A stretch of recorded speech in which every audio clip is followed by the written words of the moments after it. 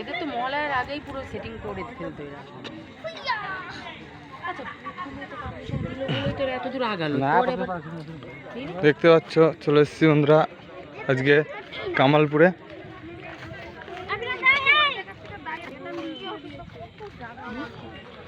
সবাই এখানে আপাতত দুঃখে খুব ভেঙে পড়েছে। এই যে সেই বড় দুর্গাটা,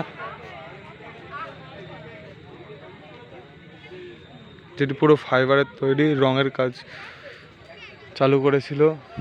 বিশ্বকর্মা পুজোর পরের দিন পুলিশে এসে বন্ধ করে দেয়।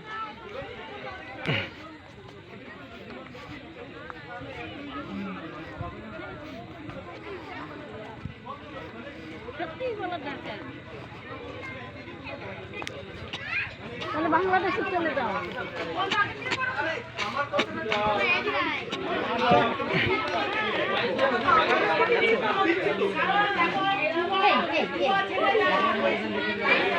অসুরের সেই মূর্তিটি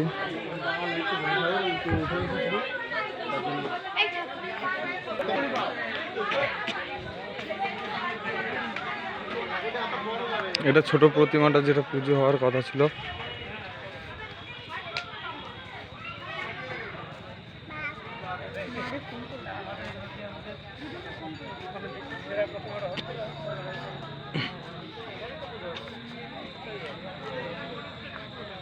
এটা লক্ষ্মী ঠাকুর। দেখতে পারো সবার কথা হচ্ছে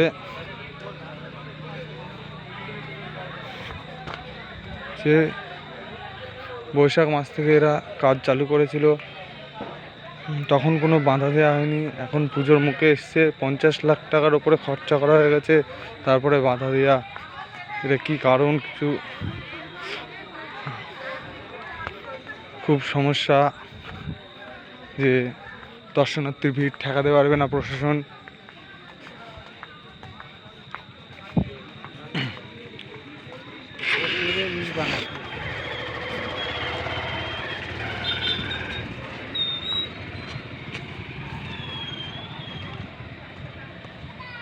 এটা হচ্ছে অসুরের বুক।